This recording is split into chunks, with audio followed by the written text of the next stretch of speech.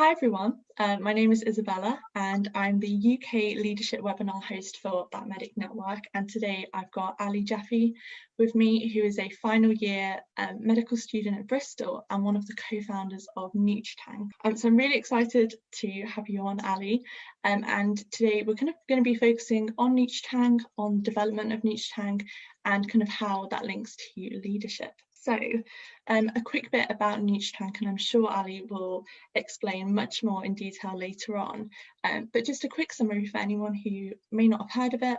It's a non-profit organisation that is focused on expanding knowledge of nutrition and lifestyle medicine within medical education, and trying to make it more of a staple in, taught medical education. So yeah, so that's kind of the stuff. That's kind of a little brief intro. So Ali, could you tell the audience a little bit more about yourself and what initially got you interested in studying medicine? Sure. So really nice to be on. Essentially, I'm in final year now. This is my 6th year of medical school. And before starting medical school, I took a gap year. So I've been out of school and a student for a very long time, and I'm very excited to start work as an F1 in August. So a bit about me. I am someone who is very much a systems thinker. I love thinking about things from a bird's eye view and how systems work together rather than minutiae details. I guess you could say I am a generalist, but I have I'm very passionate about my special interests, which are mental health, nutrition, lifestyle medicine, cinema, farming, sustainability. The list goes on and on. I'm interested in a lot of different things. And so before I started medical school, I took a gap year because I didn't get in first time round. And I give talks about this quite a lot, about how important it is to be comfortable with failing and to try again and to not listen to outside noise telling you that you can't. So yes, I knew I always wanted to be a doctor from a very young age. And in secondary school, I am quite a stubborn personality. I knew that I wanted to do psych. I was so fascinated by the mind and by mental illness, and about to finish medical school, and I still want to do psych. And I have set up now, so along with my work with Nutritank, which I'm sure we'll talk about in a bit more detail, I've now set up my own personal professional Instagram at Ali Jaffee, which is centering around my passion for mental health advocacy. And I talk a lot about the mental health projects that I've been involved in, as well as my struggles with mental health, especially being in a leadership role such as Nutritank, and how it's been hard to balance that from time to time. And so yeah, that's me. I told you I was a talker. No, it's great. Yeah, no, it's really nice to get an introduction, and I think that it just makes it way more relatable, especially hearing that you didn't get in first time, and again for people who I listen to this talk, a lot of medical students don't get in first time, and it's not something to worry about. And obviously it kind of, again, and I'll kind of talk about this more later on, but it kind of almost is one of the pathways towards a leadership role, because in a lot of leadership roles, a lot of it is about failing and just improving yourself over time. Yeah, so obviously you got to medical school after your gap year. And what initially kind of got you interested in nutrition and starting up Nutritank? So yeah, on my year out, I really started cooking more, like really trying to be a bit more independent and like less reliant on my mom, even though she was like cooking a lot of my meals. But then I went traveling, so I was very much reliant on myself, and I just became very fascinated by food, how food is so multifaceted. From the fact that it is fuel and nutrition, from the fact that it has political undercurrents when you think about childhood food poverty, and from the fact that it intersects with the farming sector and agriculture, and if we look at all the issues at the moment with farming across the world. And it's emotional, it's your identity with culture, nationality. And I obviously was traveling around and I was trying new things. I just became really interested in food. I was a very fussy eater as a child, a bit of a nightmare when it came to eating sophisticated things. And then when I was finally like on my own traveling, after doing all the things I needed to do to get into medical school, because I knew before I went traveling that I had a place. And so in that year I was like volunteering, doing more things, and I was also working to save up to go traveling and all of that. So I got really into food and nature and connecting with green space and just realizing just all these different components, how important they are to health and well-being. And then I started listening to podcasts, reading books around holistic healthcare. And I spent quite a bit of my time in the States over my gap year as well, because I've got family in Texas and all over the States really. So I was jumping around, visiting them and stuff. And they're very progressive there and into kind of integrative and holistic healthcare medicine. And so I already started medical school with a kind of understanding that there are other models out there that center around the patient and take into account them as a whole person, looking at what they eat, how they exercise, and all of that. So then I started medical school and I was learning from my lectures and everything like that. And in first year at Bristol, we actually get a little GP attachment. So they introduce you to patients quite early on compared to some other medical schools. And when I was on my GP placement, and that's, a very holistic place to be, because it's, GPs are somewhat the gatekeepers. It's where someone presents their first problem and you're having to take a history and really evaluate everything going on. And I just found that when someone presented with a chronic condition, nothing was mentioned around diet and lifestyle. So I started digging deeper into it. I saw that first line management for so many chronic conditions, from hypertension to diabetes, you name it, is offer like patients diet and lifestyle advice, and I hadn't seen it being done. And then in my lectures and in my practical consultation skills, I wasn't receiving that either.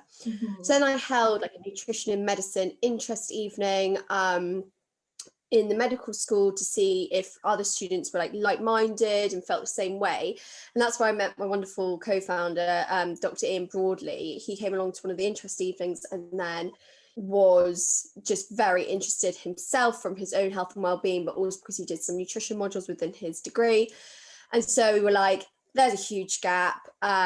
Let's just look into it from a whole national point of view. So we researched it from different medical schools, and all the feedback was the same. We learn nothing. Oh my gosh, this is crazy. So we were like, okay, gap, problem, let's be the solution. And boom, Nutritank was born.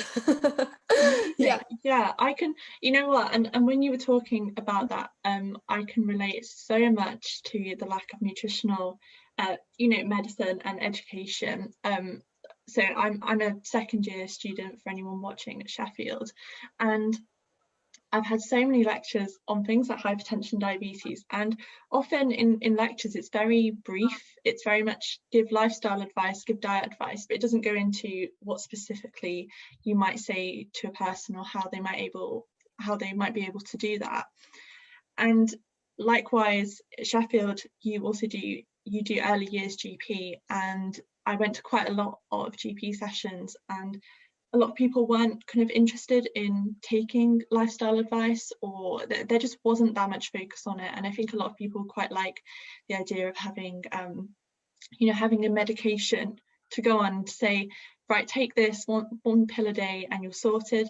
Whereas actually, so many conditions can be prevented by good diet, healthy exercise. And I think that's the point that I've realized it's actually so important in the vast majority of conditions that affect so many people across the UK and in the world. So that was really interesting to hear about, and I think that's why Nutritank I personally see as being really important, and that's why it's very exciting that you got started with it. So obviously Nutritank began in 2017. So how has it grown, and how did you actually get how did you actually kind of begin Nutritank? For anyone watching, I'm sure there are lots of students who might be interested in a startup or a non-profit organisation, or something similar to Nutritank. So yeah, would you be able to explain a little bit how you actually went about it? Sure. So I do owe a great thanks to social media. Without it, we wouldn't have been able to grow so rapidly, because from reaching out to other medical students in different medical schools across the country is how we were able to franchise it. So we obviously started off in Bristol, but we knew that the problem around nutrition and medical education was systemic. So then we just started reaching out to all different medical students, a friend of a friend of a friend, and we were like, can you put this in your newsletter? Can you put this on your group, your year group, Facebook chat, blah, blah, blah, blah, blah. And so then we, created an email, created like a really brief website page. And then we started getting like a lot of interest. And what we wanted to do in terms of using a model was the kind of bottom up grassroots young people's empowerment model. So we wanted to kind of, in and I can't be up and down the country, but we wanted to replicate kind of people who can be leaders, local leaders, each with their own branch to manage, but with our guidelines, so people don't go kind of too off the beaten track. And as you know, there's a lot of nutribolics and misinformation around, so we obviously gave guidelines on how to critically appraise nutrition material online, and so more branches began to grow and grow. So I'd say Instagram was really good for that, but we also did it, and I'm sure this isn't really wise to do anymore because Facebook's becoming more and more outdated, but this was like 4 or 5 years ago now. We did it through the Facebook group. So on a page, when you create a page on Facebook for a company, business, whatever, you can create groups and then manage the groups, so you can see how many people are in each one. But those aren't used as much anymore because we're all on Instagram now, each of our 25 branches, which is 2/3 of UK medical schools, so really rapid growth. They each have their own Instagram account, so you can see this is pre-COVID, but what local events they were holding. Now everyone's obviously doing events online, virtually, which is really actually great, to be honest, because it means events are done more frequently than having to organise so many speakers. So that's kind of how we went about doing it. In the beginning, we took the kind of lean startup approach. We did not need a lot of funding, as it was just and we were managing the networks, but it was a lot of work in the beginning without a team. And then we kind of competed in things like it's called business-based camp, like innovation competitions that were held at uni. It's kind of just like Dragon's Den type things to get small pots of money to just keep Nutritank going. Then through our campaigning, we made a lot of noise. We were disrupting. So we started making a lot of noise. The media picked up on it. We were invited to countless like BBC radio shows, did multiple interviews and things like that. And then very strangely, in my 3rd year, so 3 years ago, I get an email from Jamie Oliver's production company saying how interesting and meaningful the work is that we're doing as young future doctors. Would we be keen to come on Jamie and Jimmy's Friday Night Feast to talk about the need for nutrition for medics? And so then that happened. So then more and more noise was generated. And that opened up doors for us, because once you gain clout and you gain like national and public recognition, when you apply for grants, it just is a feather in your cap. So then we applied for a grant, and currently we're now on a 3-year grant, and we're 2 years into that. And that's been amazing because it's allowed us to make some really key hires so that the work can be delegated amongst myself and our team, because we have such an incredible large team now. It's just grown and grown and grown from our core team, which is and the 4 gals, so myself and then 3 other amazing female medical students. And then it's all about engaging people from all different levels. And we've just found out that we have been accepted onto the NHS Clinical Entrepreneurship Programme, which is kind of like the latest milestone in the Nutritank journey, because it means now we're grant funded, we're 2 years out of the 3 years in our grant. We need to have a sustainable revenue that allows In and I to keep doing what we're doing whilst being junior doctors, and to allow longevity in the organisation we've created. And so that's where we're at. That's a very whistle-stop tour of the creation of Nutritank. Firstly, being obviously social media is so important now, and obviously things have moved, you know, I think as time goes on, things will move from Facebook to Instagram, and, you know, potentially there's a new one kind of coming up. I mean, you know, like TikTok has become so popular, and that's something which, you know, I've seen, you know, more and more doctors and medical students are using. So with kind of COVID, how did you find kind of the event, you know, those local events that you said you've done, how have those been affected? You know, did you feel that COVID-19 has kind of affected the way Nutritank has developed? Do you think it's actually benefited Nutritank? Yeah, it's been such a big change. No, it's a really interesting question. I definitely think my answer is nuanced. So in the beginning, it was tricky because we were in kind of like May, June period trying to plan for the next academic year. And we were like, okay, we've got 2/3 of UK medical schools. We need to get more and more recruits for the other third that we don't have. But oh goodness, we don't have freshers fairs. And usually we do big things with the freshers fairs and stuff like that.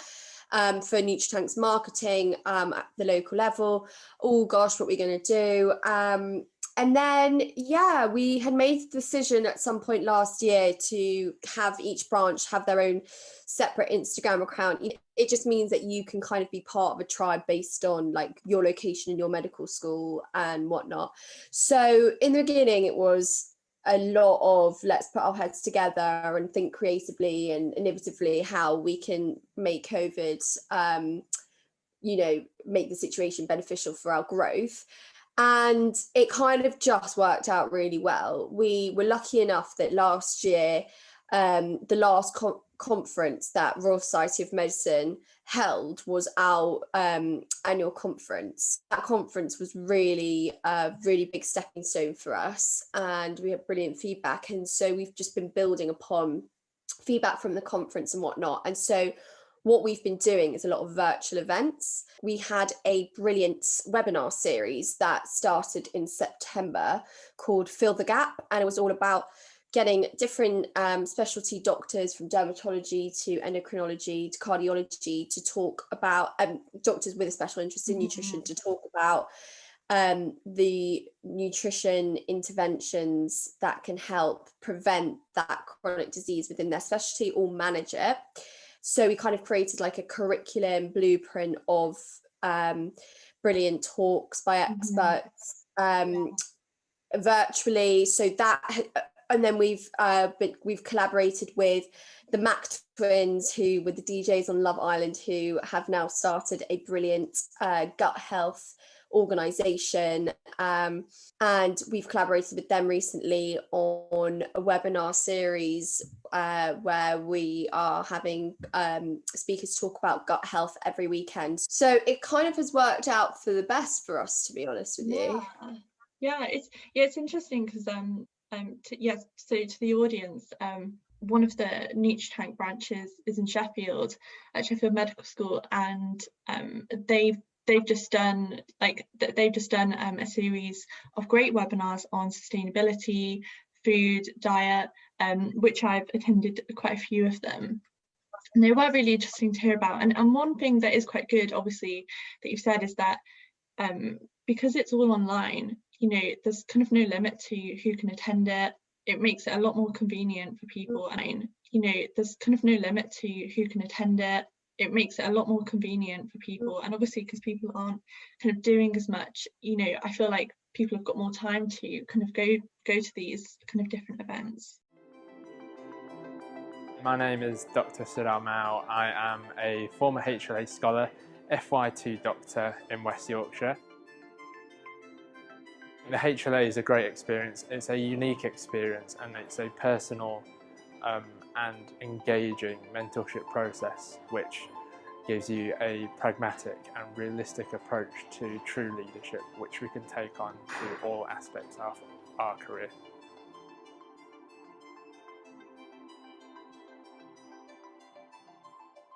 So is Nutritank something you want to be involved with in kind of the long term, or is it something that you feel that you might want to move on from? Because obviously I know you've set up your own personal Instagram. So yeah, is it something you can see yourself doing in the near future? Yeah, no, I definitely think, I mean, I can't predict the future and what life opportunities are going to bring me, but for now, I'm very indebted to Nutritank. And as I've started on the NHS Clinical Entrepreneurship Programme, that is for Nutritank and to grow it further and upscale it. Yeah, it's my brainchild. It's something that I am very passionate about, and I've got a lot of goals and visions of where I want In and I to take it, as I'm sure he does too. So hopefully, as I pursue my medical career further and further, we will get to the stage where we can be a bit more hands-off, because we want to create a legacy out of Nutritank. And I would love to get to the stage where I'm consulting another CEO, for instance, who is really running the day-to-day operations. Yeah, obviously there is that point, and obviously as you go on, things can develop. So one kind of main point that I wanted to ask you from, and I'm sure so many people watching this will all think the same, is how do you manage doing Nutritank and being a medical student? Yeah, it's a really important question, because I want to empower and inspire as many people to be able to do it. But I think, it's an informed decision, and you should have all the information. So I felt differently about it at different stages in my life, depending on what's been going on for me and what pressures I've had. When it hit third year and I was finally clinical, and I was on 2 outplacements for the whole year, so that was quite stressful in terms of I wasn't in Bristol, and it was like a lot of upheaval and planning and blah blah blah.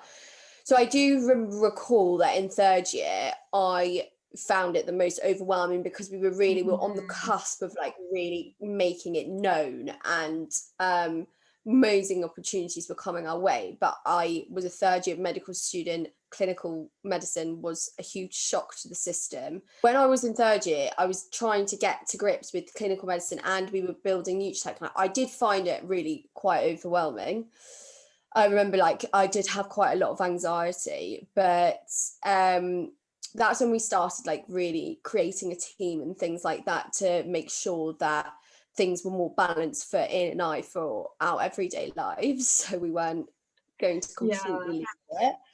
And then the reason why I've always had time for Nutritank, I've had time for Nutritank always, except for when I had quite a major depressive episode about 2 years ago. I had to take a good 3 months off when I was just in crisis. So I stepped back, and that was okay. That was, you've got to do what you've got to do. And that's a lesson to everyone out there. Why would I feel guilty? You can't control these things. I've always made time for it, except for when it's been out of my control, because I'm passionate about it, and because it energizes me. The cause energizes me. The people I work with energize me, and the future of what it holds for patient care energizes me.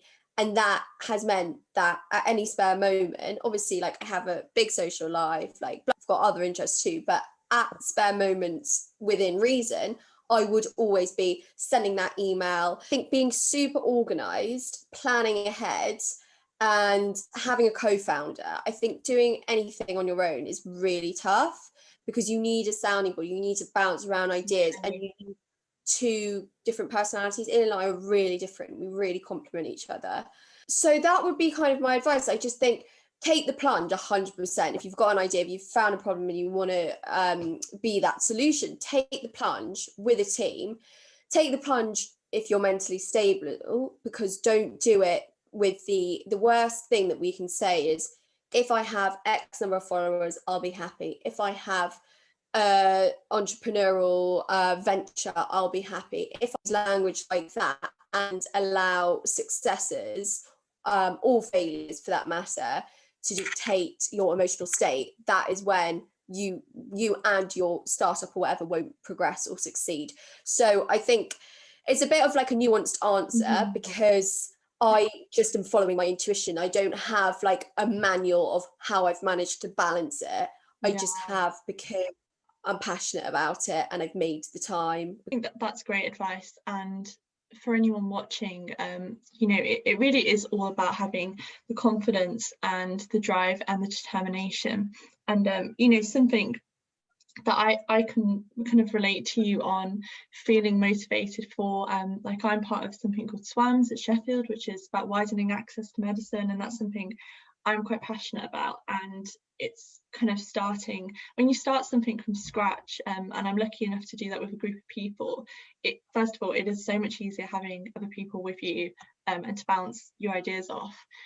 So I can completely relate to you in that sense. But yeah, it really is about having the passion and the organisation, and being able to, you know, dedicate time to that. And I think if you're motivated, you will want to, you know, you will want to send those emails, and you will want to see it grow. And I think that point of using, exactly. Yeah, and I think exactly that. It was never a chore to send out to do the remedial tasks involved with creating a national organisation. I was just excited at even small things. Obviously, the big things like, you know, filming with Jamie Oliver, like, wow, that's amazing. So but I didn't mind the small things. That's what, you know, sets apart career and work from a passion. But yeah, and I think just the last kind of point, because I know kind of time is quite short now, but I really liked the way you said about using positive language, so not using kind of X number of followers, because I think that's what a lot of people focus on, is if I get to this level, or if I get into contact with this person, or if I get to talk to this person, that'll make me happy, or that'll mean that I've been successful. So I think for anyone who is interested in doing a startup or is at the beginning of one, you know, take Ali's advice of, you know, enjoy the small successes and see it grow. And obviously, you know, failure within something is actually a success in itself, because if you can bounce back from that, it's only going to make you stronger. And I think that's, you know, shown from Ali. It's been lovely to have you, Ali. Thank you so much for joining. And if anyone is interested in Nutritank, please go and follow it on Instagram, social media, in personal Instagram. But yeah, it was really fab to have you on. Thank you so much for joining. And I'm sure to everyone listening, you know, take the messages that Ali said and advice and guidance, because it really is, it is so useful to have someone who is a medical student who, you know, I feel like I could relate to a lot of what you were saying. So yeah, that was great. Thank you very much for coming on and taking the time. It's my pleasure. It's, really lovely chatting. And we are in the process of organising a virtual conference number 2 in collaboration with Royal Society of Medicine, hoping for April. So just keep in touch with everything that we're doing, because if what I've spoken about today interests you, then definitely come along to our conference. Can I start? Okay, ready? Yeah. 3, 2.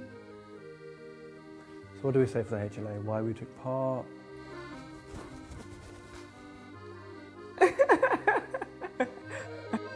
Don't move chin. It's alright, I'm just going to stop.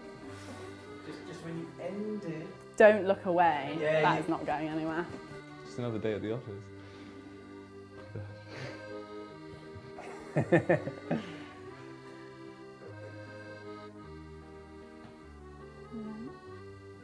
Hi, I'm no. Most important thing is what I've learned from the HLA and adapting it and moving forward and making sure, you know, I make use of it. The reason why I don't know what to say. If I make a mistake, can I just like take a pause and then start again? Yeah, I'm ready.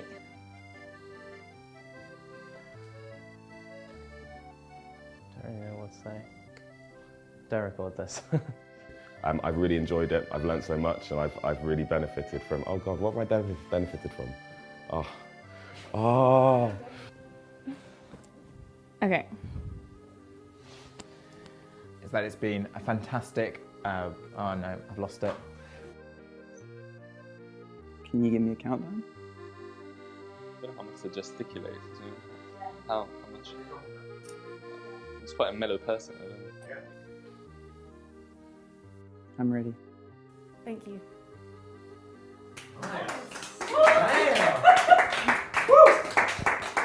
Okay, I think I'll like chop and add some things. We're looking forward to seeing you. Bye bye.